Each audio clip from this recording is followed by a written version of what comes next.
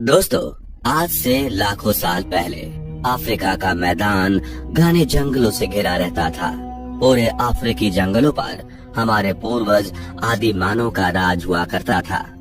ये दौर था आदि मानव के विकास का।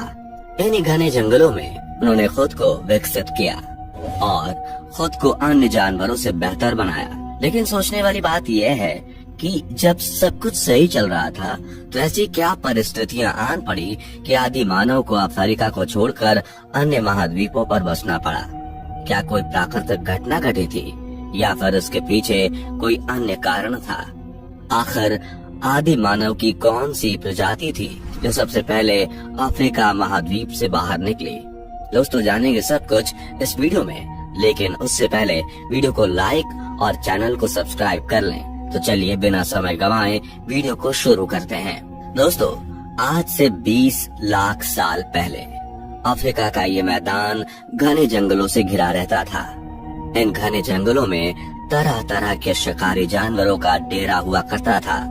इन्हीं शिकारी जानवरों में सबसे खूंखार, लंबे दांत वाले शेर और लकड़बग्घे शामिल हुआ करते थे। इन्हीं जंगलों में आदि मानव भी रहा करते थे। दोस्तों, अफ्रीका में आदि मानव की जो सबसे पहली प्रजाति थी उसका नाम प्रोकॉन्सुल हेसलूनी था। पेड़ों पर रहने वाले ये जीव फल फूल खाकर जीवन बिताते थे। इन जीवों का सतह पर होने वाली घटनाओं से कोई लेना देना नहीं था। ये जीव 4 पैरों पर चला करते थे। इनके ऊपरी और निचले होंठ समान आकार के होते थे।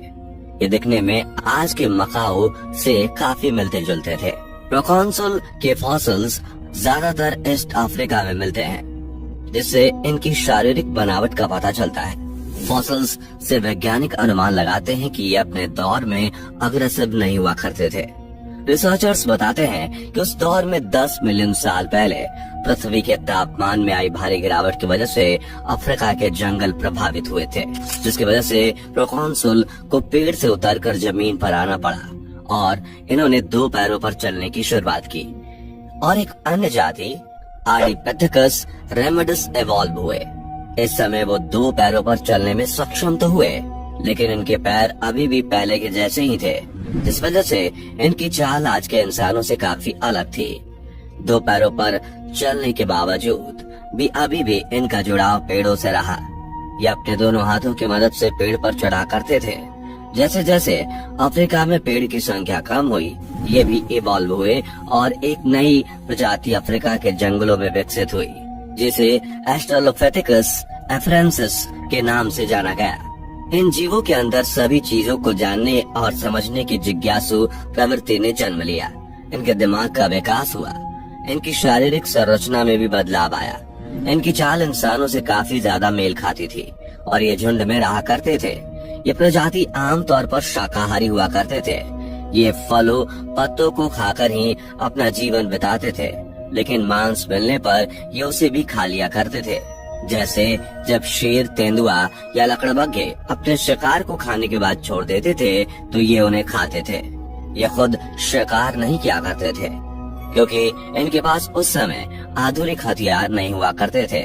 कई बार जब इन्हें भोजन नहीं मिल पाता था तो ये पेड़ों की जड़ों को भी खा लिया करते थे। 1.5 मिलियन साल पहले ऑस्ट्रेलोपिथेकस भी इवॉल्व हुए और धरती पर इंसानों की पहली प्रजाति ने कदम रखा। वैज्ञानिकों ने इन्हें होमो हैबिलिस का नाम दिया। होमो हैबिलिस के बाद से ही मानव ने कभी पीछे मुड़कर नहीं देखा। ये नित्य नई नई चीजें सीखते चले गए, लेकिन समय के साथ ये होमो हैबिलिस भी इवॉल्व हुए और फिर धरती पर कदम रखा होमो इरेक्टस ने। दोस्तों, होमो इरेक्टस ही आदि मानव की वो प्रजाति थी जिन्होंने अफ्रीका महाद्वीप को छोड़कर अन्य महाद्वीप में बसने का फैसला किया।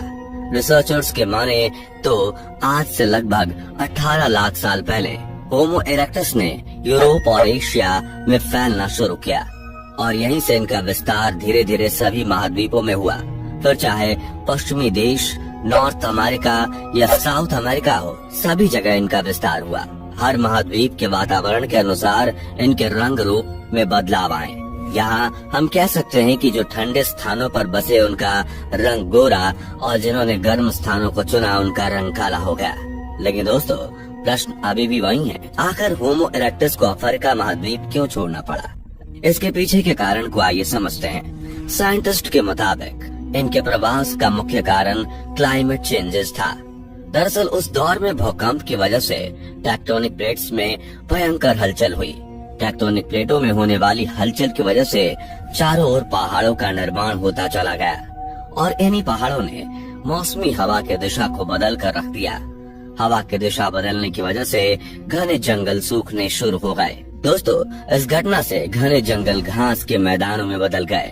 जलवायु के इस परिवर्तन की वजह से हमारे पूर्वज होमो इरेक्टस अफ्रीका महाद्वीप को छोड़कर अन्य महाद्वीपों में बसने के लिए निकल पड़े। इस जलवायु परिवर्तन का प्रभाव महाद्वीप में रहने वाले अन्य जानवरों पर भी पड़ा, जिन्होंने या तो खुद को उस वातावरण में ढाल लिया या फिर विलुप्त हो गए, जबकि वहीं होमो इरेक्टस पलायन करते हुए सभी महाद्वीपों में फैल गए।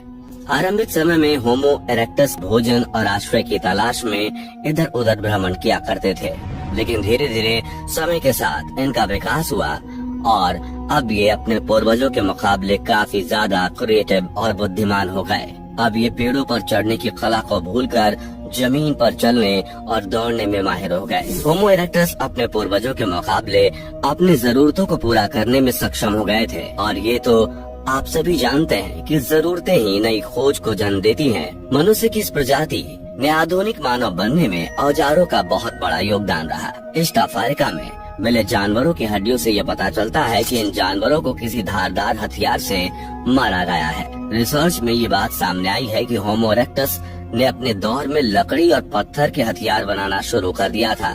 औजारों के दम पर ही मनुष्य ने शिकार करना सीखा, औजारों से औजार बनाना सीखा और सबसे महत्वपूर्ण, औजारों से अपने से ज्यादा ताकतवर जंगली जानवरों से खुद का बचाव करना सीखा। अगर मनुष्य खुद का बचाव नहीं कर पाता तो उसका हजारों साल से इस धरती पर टिके रहना असंभव था। यानी कि मानव रूप में ये काफी ज्यादा विकसित हो चुके थे और खुद को हर परिस्थिति में ढालना सीख चुके थे। इन्होंने जंगल पर काबू पाना सीख लिया था। इंसानों की यही वो प्रजाति थी जिन्होंने आग की खोज कर ली थी और इसके फायदे को भी इन्होंने समझ लिया था। इन्होंने आग से खाने को पकाकर खाना शुरू कर दिया। होमो इरेक्टस 4 से 5 फीट लंबे और 40 से 70 किलोग्राम वजनी हुआ करते थे। अब बंदर जैसे दिखने वाले इनकी प्रजाति इनके पूर्वज हो चुके थे और ये पहले की तुलना में आधुनिक हो चुके थे। समय के साथ इनका दिमाग भी विकसित होता चला गया, लेकिन धरती पर टिके रहना इतना भी आसान नहीं था।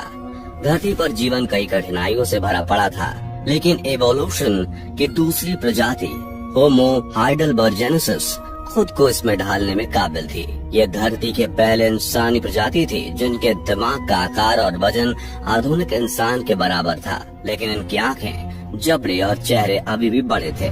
लेकिन इस आखिरी चरण में ये लगभग पूरी तरह से विकसित हो चुके थे। ये घर बनाना जान गए थे।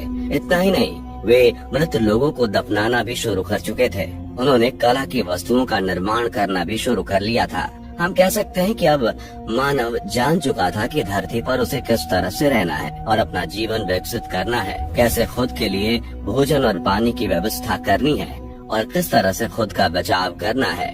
यह सभी चीजें ये सीख चुका था। आप ये समझ लीजिए कि यहाँ तक पहुँचने के लिए इंसान इवोल्यूशन के कई मुश्किल भरे पड़ावों से गुजरा। होमो हाइडेलबर्जेनेसिस प्रजाति तक पहुँचने के लिए इंसान की 20 प्रजातियाँ इवोल्यूशन के पड़ाव से गुजरी थी।